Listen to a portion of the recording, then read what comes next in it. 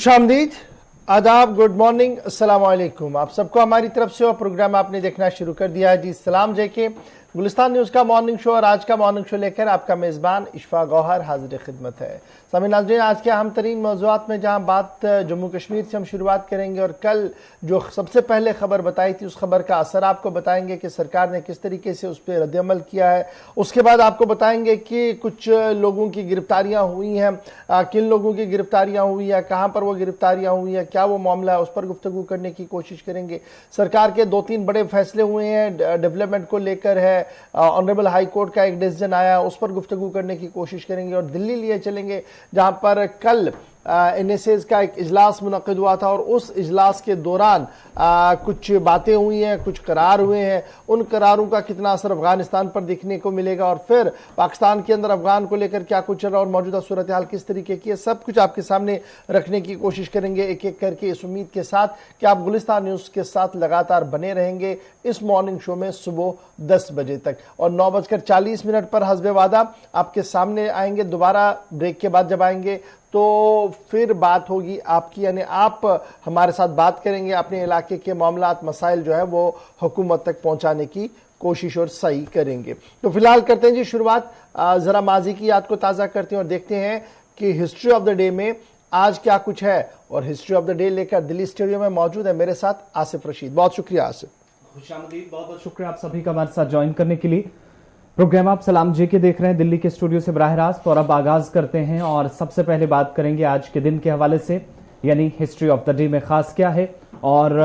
आज का दिन 11 नवंबर तारीख में इसलिए भी काफी अहम है क्योंकि 1947 में डेरा और चित्राल जो पाकिस्तान में आज के दिन मिल गए थे, इल्हाक दोनों का हुआ था पाकिस्तान के साथ।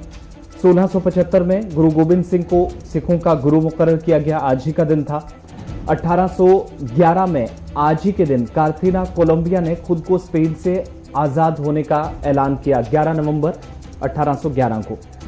साल 1962 आज का दिन अहम इसलिए चूंकि कुवैत को कौमी असेंबली ने आइन, कुवैत की जो कौमी असेंबली थी उसको आइन ने आज के दिन बिलाखिर कबूल किया था और आज का दिन भी कुवैत के लिए काफी अहम है, तकरीबात हो रही हैं। 1918 में पोलैंड ने खुद को एक आजाद मुल्क 11 नवंबर को यानी आज ही के दिन करार दिया था और दारुल हुकूमत नई दिल्ली 1956 में आज ही के दिन यूनियन टेरिटरी में तब्दील हुई थी, मरकज के ज़ेर इंतज़ाम इलाका बन गया था। आज ही का दिन 11 नवंबर 1956। चलिए जी, अब बढ़ते हैं जी आगे, बात जरा खबरों की करते हैं और सबसे पहले बात करते हैं कल की एक खबर की। यानी कल हमने आपके सामने बताया था कि प्राइवेट स्कूल्स ने एक नया खेल शुरू किया जी, और ये खेल सिर्फ वादी कश्मीर के अंदर नहीं है बल्कि जम्मू के अंदर भी कई इलाकों से लगातार ये खबरें और ये बातें सामने आ रही थी कि किस तरीके से स्कूल इंतजामिया ने बुक माफिया यानी किताबों का एक जाल, किताबें बेचने का एक सिलसिला शुरू किया और स्पेसिफिक दुकानों के ऊपर वर्दियां और किताबें बेची जा रही थी। और फिर दिन में भी हमने उसको प्रोसेस किया, आपको बताया कि किस तरीके से रश है किताब सेंटर्स के बाहर, किताब कुतुब खानों के बाहर लोग किताबें खरीद रहे थे और बाहर जो आ रहे थे उनके चेहरे क्या कुछ बता रहे थे, इसको दिखाने की कोशिश की थी। लेकिन शाम होते होते हुकूमत ने इस खबर का नोटिस लिया और गुलिस्तान न्यूज़ की खबर का बड़ा असर ये देखने को मिला कि सूबाई इंतजामिया और महकमा तालीम ने एक बड़ा फैसला लेते हुए सभी स्कूलों को ये वार्निंग दे दी है कि वो इस तरीके की कार्रवाई से इज्तनाब करें। यानी किताबें, टेक्स्ट बुक और यूनिफॉर्म जिस तरीके से महदूद दुकानों पर बेचने की बातें सामने आ रही थी और मनमानी दामों पर बेचा जा रहा था, इसको लेकर प्राइवेट स्कूलों के लिए डायरेक्टरेट ऑफ स्कूल एजुकेशन ने बाज़ाब्ता तौर पर एक ऑर्डर जारी कर दिया है और कहा गया है कि अगर आपने इस ऑर्डर की खिलाफ वर्जी की तो फिर आपका मामला इंतहाई सख्त होगा, यानी आपके खिलाफ कानूनी कार्रवाई होगी, आपको डीरजिस्टर किया जाएगा, यानी आपकी रजिस्ट्रेशन को खत्म किया जाएगा। और ये ऑर्डर इंतहाई अहम है और इस ऑर्डर की रूह से प्राइवेट स्कूलों को रोक दिया गया है टेक्स्ट बुक और यूनिफॉर्म का जो एक नया सिस्टम और खेल शुरू किया गया था उससे। और यह कहा गया था कि किताबें हर दुकान पर अवेलेबल रहेंगी, किसी एक दुकान पर नहीं। ये बात जरा याद रखिएगा आप कि ऑर्डर में कहा गया कि दुकानों यानी जितनी भी कुतुब फरोशों की दुकानें हैं, जितना भी किताबें बुक सेलर्स की दुकानें हमारे पास है, अगर आप ए स्कूल में पढ़ते हैं तो उस ए स्कूल की किताबें हर दुकानदार के पास होनी चाहिए। इसे आप स्पेसिफिक एक दुकान के पास ना करें, और अगर ऐसा किया तो आपके खिलाफ कार्रवाई होगी। और वर्दी के मामले में मैंने कल भी बात की थी कि किस तरीके से वर्दियों का खेल खेला गया कि आपने शहरी श्रीनगर के नामवर 2-3 जगहों से बड़े स्कूलों की वर्दी मिलनी है, और अगर व्हाइट कमीज आपने वहां से नहीं खरीदी, कहीं और से खरीदी, तब आपको कहा जाता कि साहब ये तो है ही नहीं हमारी, क्योंकि इस पर लोगो नहीं लगा है, और लोगो अगर आप बनवाते हैं तो फिर वो चलता नहीं है। तो इसका भी संजीदा नोटिस कल सरकार ने लिया है, और सरकार की तरफ से नाज़िम तालीम डायरेक्टर स्कूल एजुकेशन कश्मीर ने बाज़ाब्ता तौर पर डायरेक्टिव सभी प्राइवेट स्कूलों के लिए कर दिया है, जिसमें उन्हें कह दिया गया कि यूनिफॉर्म और टेक्स्ट बुक ओपन मार्केट में रखी जाए, और अगर किसी स्कूल ने इसे ओपन मार्केट में रखने से गुरेज किया तो उनके खिलाफ ताज़ीबी कार्रवाई होगी। उनकी रजिस्ट्रेशन और रिकॉग्नाइजेशन का मामला खटाई में पड़ सकता है। अनएडेड प्राइवेट स्कूल हो या सरकारी मामलत वाले स्कूल हो, दोनों के लिए इस हुक्मनामे का इतलाक जारी कर दिया गया है। साथ साथ चीफ एजुकेशन अफसरों को कहा गया है कि वो स्पेशल मॉनिटरिंग टीमें बनाएं और जडीओज को उन टीमों के अंदर रखे, ताकि ग्राउंड जीरो पर ये हर मामला देखा जाए। यानी अब बड़े स्कूल जो शहर के अंदर है वो तो है ही, इस ऑर्डर की रूह से जिले और तहसील लेवल पर भी जो प्राइवेट स्कूल्स हैं उन पर भी शिकंजा कसा जाएगा, और सड़ी जडीओज और सीओ से कहा गया कि मॉनिटरिंग टीमों को बनाया जाए, ताकि किसी भी तरीके से अब ये खेल आगे ना बढ़े। एक तरफ से ये तो अच्छी खबर है,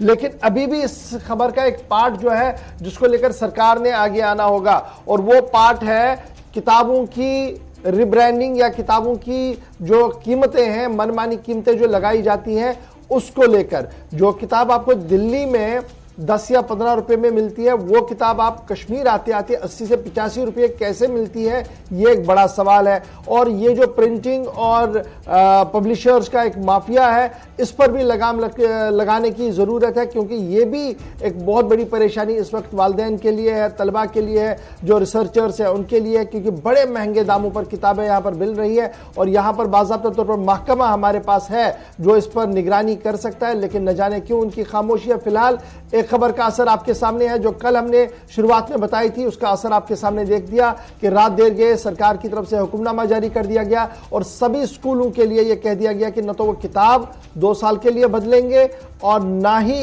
एक ही दुकान पर किताबें और वर्दियां वो बेचेंगे, बल्कि ओपन मार्केट के अंदर ये हो। अगर कोई कार्रवाई, अगर शिकायत है तो जरूर हम तक पहुंचाइएगा, और हम हुकूमत तक पहुंचाएंगे ताकि कार्रवाई हो सके,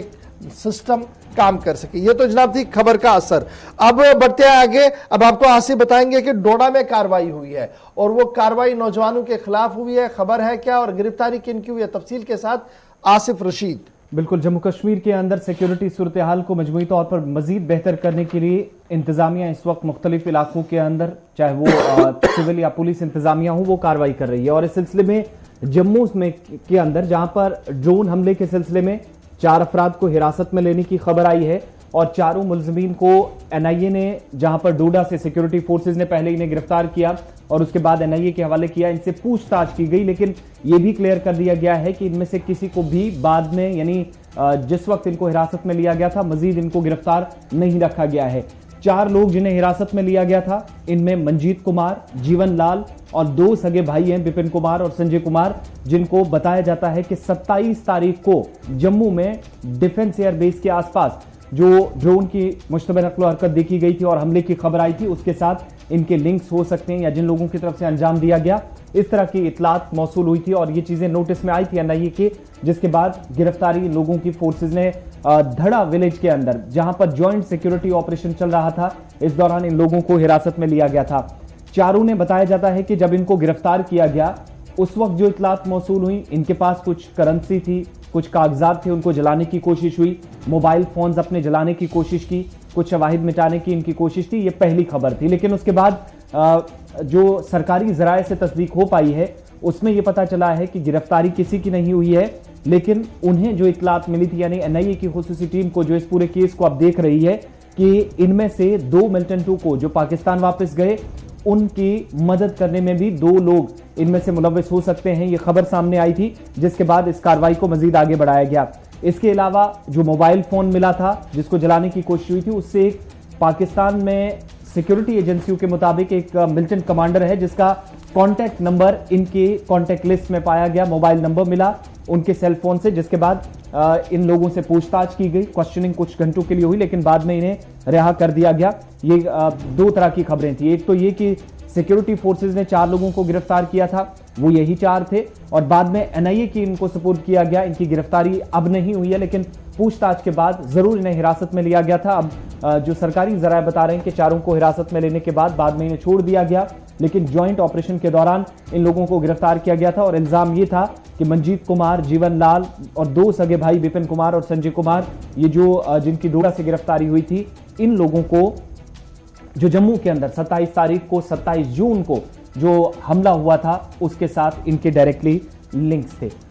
सिक्योरिटी के हवाले से बात हो रही है तो एक और अहम खबर आपको बताएं। जम्मू कश्मीर इंतजामिया की तरफ से अब नोटिस जम्मू कश्मीर रियासत के साबिक नायब वज़ीर आला को गया है, और ये नोटिस उस वक्त गया है जब वो तारीख खत्म हो रही है जिसके मुताबिक उन्हें फौजी तंसीब के करीब बनाए गए अपने घर को यहां से न सिर्फ मुनहदम करना था या यहां पर खाली करना था, दूसरी जगह मुंतकिल होना था। बात साबिक नायब वज़ीर आला डॉक्टर निर्मल सिंह की हो रही है, और गैर कानूनी तौर पर तामीर शुदा मकानात को मुनहदम करने की हिदायत न सिर्फ दी गई है बल्कि फौजी तंसीब के हुदूद में किसी को भी तामीराती काम को साल 2018 में रोका गया था। उसके बाद अदालत की मुदाखलत हुई, और अब डॉक्टर निर्मल सिंह से जब मुख्तलिफ एजेंसियों की तरफ से राब्ता किया जा रहा है, जब इंतजामिया ने मंजूरी इस बात को दे दी है कि अब उनका जहां पर मकान खाली नहीं हुआ था, जम्मू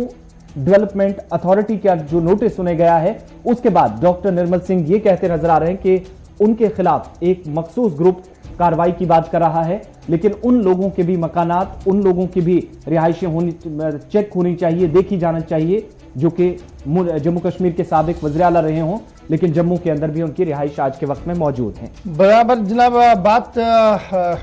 इनकी सही हो सकती है, लेकिन मामला जब इनके केस का हम देखते हैं जिस पर जेडीए की तरफ से नोटिस जारी कर दिया गया, डिमोलिशन नोटिस, फॉर्मर मिनिस्टर जो रहे हैं निर्मल सिंह, उनके लिए कर दिया गया, क्योंकि याद रखिएगा आर्मी का एमिनेशन डिपो बन्नी विलेज है, बन्नी गांव है नगरोटा के अंदर, वहां पर है, और उस जहां पर भी इस तरीके का डिपो होता है उसके आसपास इर्द गिर्द में मकान नहीं बनाए जाते। जैसे हमने खंदरू, जिनको याद होगा कि खंदरू का सानिया क्यों रुका, क्योंकि वहां पर रेजिडेंशियल एरियाज काफी दूर दूर थे, लेकिन उसके बावजूद नुकसान होता। एक नोटिफिकेशन जारी किया है वजारत दिफा ने कि कैसे ये बनता है, तो उस नोटिफिकेशन की खिलाफ वर्जी की गई है डॉक्टर निर्मल सिंह की तरफ से, और मिसयूज, ये कहा गया कि जनाब अपनी ऑफिशियल पोजीशन का मिसयूज किया farmer deputy chief minister Nirmal Singh ने, जिसके बाद उन्होंने इलीगल कंस्ट्रक्शन अपना बंगला जो है वो बनाया, और डिस्पाइट द फैक्ट कि डिफेंस मिनिस्ट्री, आर्मी अथॉरिटीज और सूबाई इंतजामिया की तरफ से कई बार उन्हें यह मुताला किया गया कि जनाब आप यहां पर नहीं बना सकते, उन्होंने बनाया, और उसके बाद अब यह मामला सामने आया कि अब जेडीए की तरफ से एक नोटिस 8/11/2021 को चला गया है, जिसमें उन्हें कहा गया कि आप इस बंगले को खाली करें, गिरा दें, और अगर आप इसको नहीं करते हैं तो अब इसके खिलाफ जो है कार्रवाई होगी, जेडीए आके इसको गिराएगी। 1000 यार्ड के आसपास बैरिकेटिंग है, बैरियर्स लगा दिए गए थे कि आप नहीं यहां पर कोई पब्लिक मूवमेंट कर सकते हैं, कोई चीज कंस्ट्रक्ट कर सकते हैं, और उस 1000 यार्ड में ये आलीशान मकान जो doctor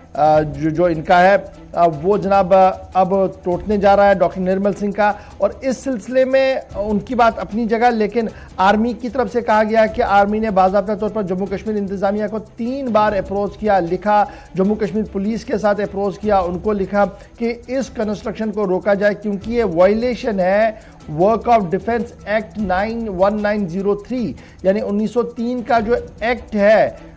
defence act, work of defence act, उसके खिलाफ है, और कोई एक्शन उस वक्त की हुकूमत ने नहीं किया, क्योंकि हुकूमतें इनके हाथ में थी, इसलिए कार्रवाई नहीं हुई। 2000 स्क्वायर यार्ड का प्लाट है जो रजिस्टर्ड है डॉक्टर निर्मल सिंह की अहलिया ममता सिंह के नाम पर, और इस प्रॉपर्टी को अगर आप देखेंगे तो एक कंपनी बनाई गई थी जी, जो हिमगिरी इंफ्रास्ट्रक्चर डेवलपमेंट लिमिटेड,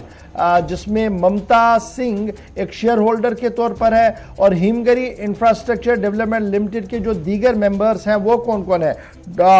साबिक deputy chief minister Kavinder Gupta, याद रखिएगा, भारतीय जनता पार्टी के sitting member parliament Jugal Kishore और कुछ और मेंबर हैं। और ये कंपनी जनाब लोन ले चुकी है 18.50 करोड़ रुपए, कैश क्रेडिट फैसिलिटियां ले चुकी है जम्मू कश्मीर बैंक से साल 2012 में भी। और इन्होंने क्या करना था, इन्होंने पावर प्रोजेक्ट बनाना था जम्मू कश्मीर में नहीं जी, हिमाचल प्रदेश में।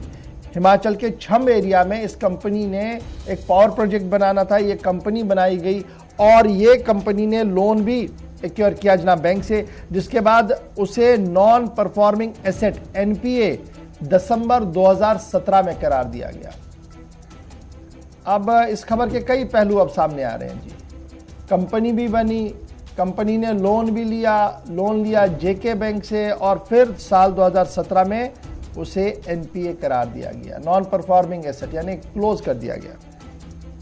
अब सवाल यह है कि ये जो मामला सामने आया है जनाब, ये क्या नया मामला है? जी नहीं, ये काफ़ी महीनों से बल्कि कई सालों से इस पर चर्चाएं चल रही थी, काम भी हो रहा था। एक तरफ से सूबाई इंतजामिया कह रही है कि जनाब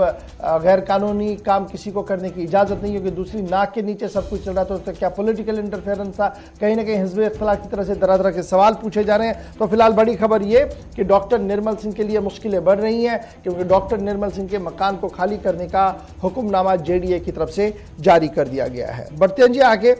जरा बात अब बिजली की करते हैं। बिजली की आंख मचोली ने तो आप सबको परेशान कर ही दिया है, लेकिन सूबाई सतह पर और रियासती सतह पर चीफ सेक्रेटरी ने एक बार फिर जायजा मीटिंग ली है। और बिजली को लेकर जो लगातार आंख मचोली चल रही है, इसमें सरमा के दौरान बिजली बहाल रहे तो चीफ सेक्रेटरी का बिजली मंजरनामे का जायजा लिया गया है और गैर शेड्यूल बिजली कटौती में कमी के लिए हिदायत जारी कर दिए हैं। अब दो बातें याद रखिएगा कि बिजली के एलानिया और गैर एलानिया कटौती शेड्यूल से सार्फिन को कब मिलेगी निजात, ये एक बड़ा सवाल है। लेकिन ये बात भी सही है कि रवा साल सप्लाई में कमोबेश 17% इजाफे के बावजूद कटौती बड़े तेजी के साथ की जा रही है। यानी शेड्यूल और अनशेड्यूल लिमिट्स जो लगाई गई थी, उस लिमिट से भी ज्यादा कटौती जम्मू कश्मीर सूबे के अंदर इस वक्त हो रही है, जब अय्याम सर्दी ने दस्तक दे दी है। कश्मीर पावर डेवलपमेंट कॉर्पोरेशन की तरफ से जारी किया गया बयान के मुताबिक कहा गया है कि जनाब पीक लोड जो है, जो सरमा के दौरान होता था, उस पीक लोड पर हम आ चुके हैं। 1653 मेगावाट नियरली जो है वो इस वक्त पीक लोड है। और अगर आप इसको प्रीवियस ईयर यानी लास्ट ईयर से देखेंगे तो ये काफी ज्यादा जो है वो अभी दिख रहा है। और अब चीफ सेक्रेटरी साहब ने जो हुक्मनामा जारी कर दिया, उन्होंने कहा कि 30 नवंबर 2021 तक इंस्पेक्शन किया जाए सभी ट्रांसफार्मर्स का। जितने भी ट्रांसफार्मर है 30 नवंबर 2021 तक इनका जायजा लिया जाए, इंस्पेक्शन किया जाए। जो सही सिमत में है, जो सही तरीके से ट्रांसफार्मर होंगे और सही आपको अंदाजा होगा कि ये चलेंगे, HT-LT लाइंस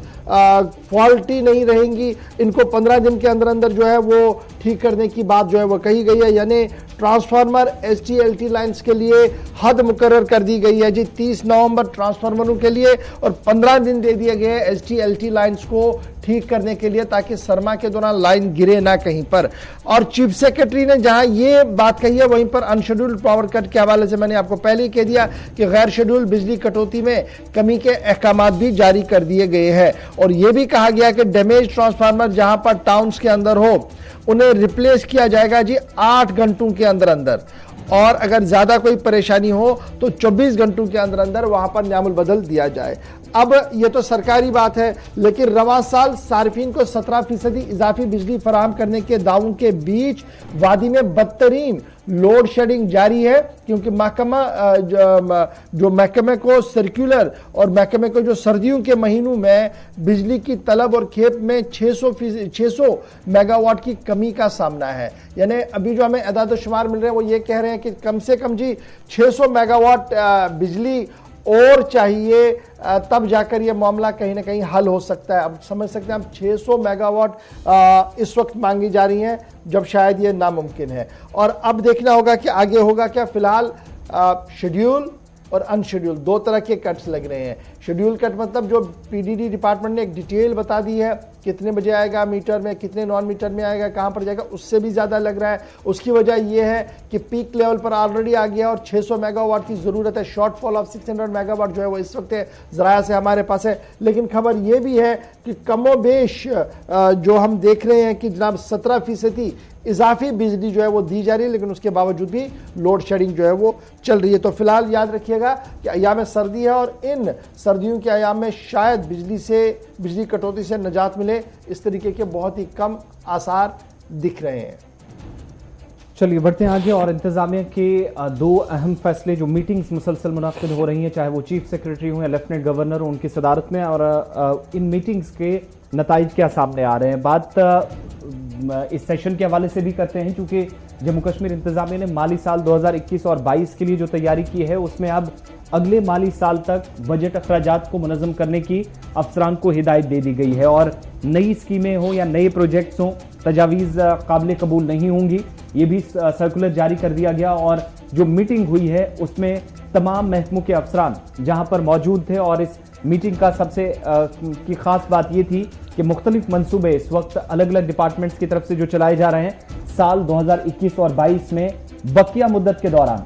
सरकारी महकमों में अखराजात को हमवार और मुनज़्ज़म करने के लिए सर्कुलर जारी किया है। और तमाम जो एडमिनिस्ट्रेटिव सेक्रेटरीज हैं, महकमों के HODs हैं, हेड ऑफ डिपार्टमेंट्स कह लीजिए, और इसके अलावा DDOs और ट्रेजरी अफसरान हैं, उनको जवाबित पर सख्ती से अमल करने का मशवरा दिया गया है। और ये जो सर्कुलर जारी हुआ है इसमें 2021-22 की बकिया मुद्दत के दौरान सरकारी महकमों के पास जो रकूमात हैं वो उस हिसाब से खर्च करने के लिए उन्हें कहा गया है कि जितनी उनकी डिमांड हो, जितनी ज़रूरियात हैं, और उस ज़रूरत से बाहर ना निकला जाए। सर्कल से बाहर निकले तो शायद बजट भी बिगड़ सकता है। और ये कहीं ना कहीं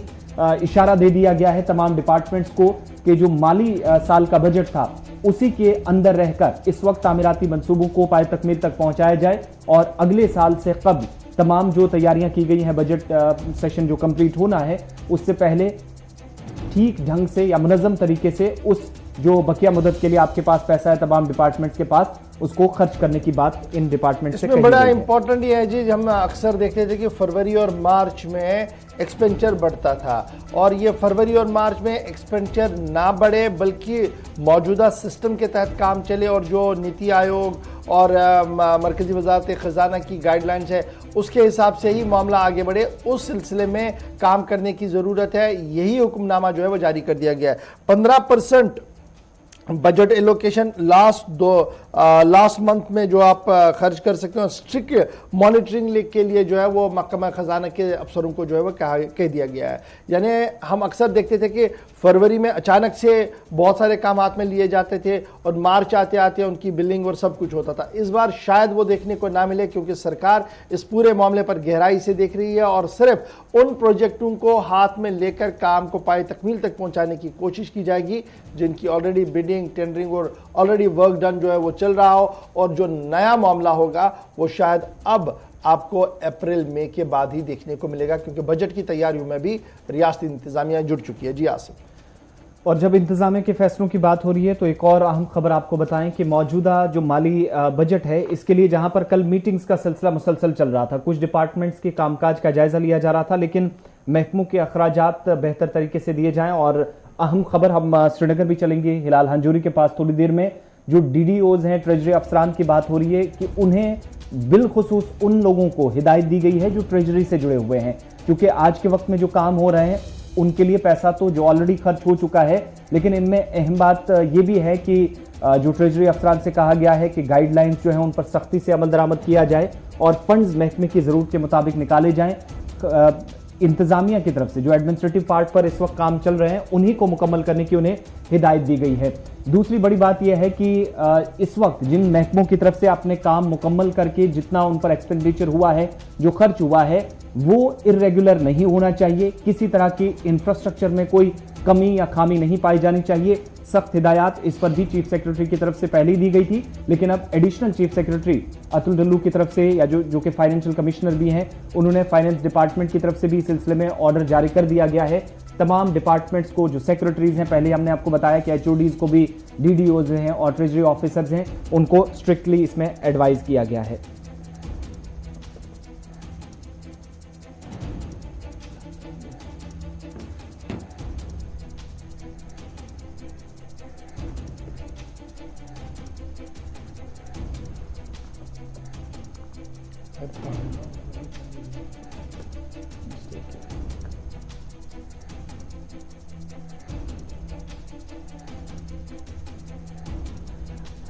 चलिए, बात इंतजामिया की फैसलों की हो रही थी, तो इसमें एक और चीज आपको भी बताएं कि माली साल के लिए जहां पर तैयारियां हुई हैं और साल 2021-22 के आखिरी महीने के दौरान अखराजात को बजट मुख्तस के 15% तक महदूद रखा जाएगा। ये भी सर्कुलर में कहा गया है और ट्रेजरी अफसरान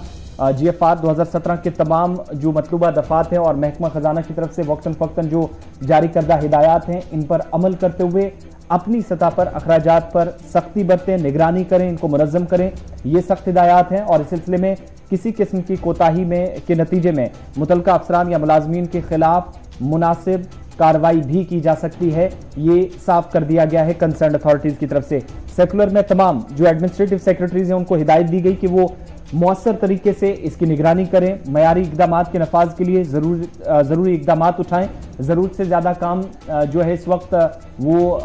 डिपार्टमेंट के अंदर नहीं होना चाहिए, लेकिन जितना काम होगा उसमें मयारी इकदाम उठाए जाने चाहिए। सर्कुलर जहां तक हम पढ़ पा रहे हैं तो फाइनेंस या जो फाइनेंशियल एडवाइजर्स हैं उनकी तरफ से वक्तन फक्तन जो गाइडलाइंस जारी की गई है, अकाउंट्स ऑफिसर्स हैं, एडमिनिस्ट्रेटिव सेक्रेटरीज हैं और मुतलका जो अफसरान हैं उनको इकदाम की तकमील को यकीनी बनाने के लिए ताउन देंगे। और इस बात से भी मुतनब्बे किया गया है कि किसी खिलाफ वर्जी की सूरत में महकमा फाइनेंस जो है या खजाना महकमा वो बाकायदा रिपोर्ट भी पेश करेगा और उन अफसरान, उन मुलाजमीन के खिलाफ सरकार कार्रवाई भी करने जा रही है, चाहे वो DDOs हों, ट्रेजरी ऑफिसर्स हों या कोई भी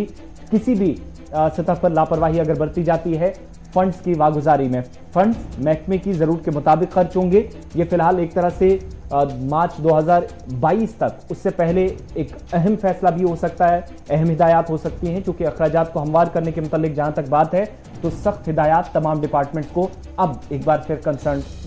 अथॉरिटीज ने दे दी हैं।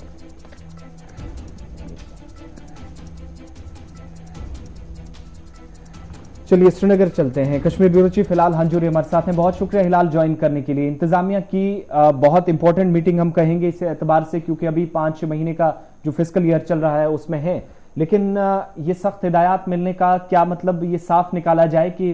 जो मौजूदा कामकाज चल रहा है, जो प्रोजेक्ट इस वक्त जारी हैं, उन्हीं को मुकम्मल किया जाए मुकर्रर मुद्दत के अंदर और नए मंसूबों को मुकम्मल तौर पर फिलहाल रोक लगाई जाए, उन्हें हरी झंडी ना दिखाई जाए। बिल्कुल, इसको इसी समत में देखने की जरूरत है क्योंकि एडमिनिस्ट्रेटिव सेक्रेटरीज को जो हिदायत दी गई है फाइनेंशियल कमिश्नर डॉक्टर डुलूक की जानिब से, जो कि एडिशनल चीफ सेक्रेटरी भी है जम्मू कश्मीर के, तो उनका मानना है कि जो अब इस माली साल के यानी साल 2021-22 की जो आखिरी सहमाही सेशन है और इसमें जो मुख्तस रखे गए हैं 30%, 30% फंड्स को उनको तरतीबवार किस तरह से खर्च किया जाएगा और जो इजाफी खर्चात है उनको रोक दिया जाएगा ताकि एक डिसिप्लिन जो है इस फाइनेंशियल ईयर के अखराजात के अंदर कायम किया जा सके। तो इस वजह से जो एडमिनिस्ट्रेटिव सेक्रेटरीज है या DDOs है या उसके साथ साथ जो बाकी फाइनेंस से मुंसलिक लोग हैं उनसे कहा गया है कि वो इस ऑर्डर पर अमल करें ताकि एक जो तसलसल है अखराजात के अंदर या उसके साथ साथ जो फाइनेंशियल ईयर की कंप्लीशन के अंदर, तो उसमें जो इजाफी काम है उनको भी ना किया जाए। और जो कुछ DPRs ऐसे बने रहते हैं कि जिसमें हम देखते हैं कि मुख्तलिफ स्कीमों के तहत जिसमें फिर तजावीज आती हैं कि इसको एनहेंस किया जाए या इसमें कोई किसी तरह की अमेंडमेंट की जाए, तो उन पे भी उनसे कहा गया है कि वो इससे दूरी रहे, उससे परहेज करे ताकि इन चीजों पर फिल वक्त जो है गौर नहीं किया जाएगा। DDOs हों या फिर ट्रेजरी ऑफिसर्स हों या बाकी अफसरान, मुतलकिन से साफ कहा गया कि अगर किसी तरह की लापरवाही होती है तो इस नतीजे में उनके खिलाफ कार्रवाई भी हो सकती है। मगर एक चीज हम जानते हैं कि मौसमी सूरत हाल भी ऐसी है, तो क्या ये मुमकिन है कि इन 4-5 महीनों के अंदर डिटेल प्रोजेक्ट रिपोर्ट्स तो तैयार कर ली जाएंगी लेकिन मंसूबे भी वो मुकम्मल होंगे जो इस वक्त ज़ेरे तामीर है? नए को तो हरी झंडी नहीं मिलेगी लेकिन इजाजत इस वक्त की सूरत हाल देगी, मौसमी सूरत हाल की जहां तक जियोग्राफिया एतबार से हम बात करते हैं। देखिए आसिफ, इसमें पहले ही कहा गया कि जो 30% के आसपास सहमाही सेशन के लिए जो बाकी मुख्तस रुकुमात है तो उसमें कोई शक नहीं है कि उनसे कहा गया है कि नई तजावीज को फिलहाल दरदस्त ना लिया जाए। जो पहले से ही प्रोजेक्ट्स बने हुए हैं, और यहां तक भी कहा गया है कि अगर उसमें किसी तरह की एनहांसमेंट की गई है या इसमें किसी तरह की तरमीम की गई है तो उसको भी फिलहाल बालाए ताकी रखा जाए। तो इस तरह से नई तजावीज को बिल्कुल भी इग्नोर करना है, जो पुरानी ही तजावीज बनी हुई हैं उसी पर अमल करना है। ये फाइनेंशियल डिपार्टमेंट की असल जो है इस ऑर्डर की रूप है। चलिए जी, बहुत शुक्रिया जी हमारे साथ ज्वाइन करने के लिए। फिलहाल छोटे से ब्रेक के लिए यहाँ पर रुक रहे हैं जी। ब्रेक के उस पार आएंगे तो मौसम का मिजाज भी आपको बताएंगे और फिर बताएंगे कि जम्मू कश्मीर हाई कोर्ट ने क्या कुछ हुक्मनामा जारी किया है और एमबीबीएस की सीट्स को लेकर मरकजी हुकूमत का एक और बड़ा फैसला आया है, और वो बड़ा फैसला है कि आपको बताएंगे छोटे से ब्रेक के फौरन बाद।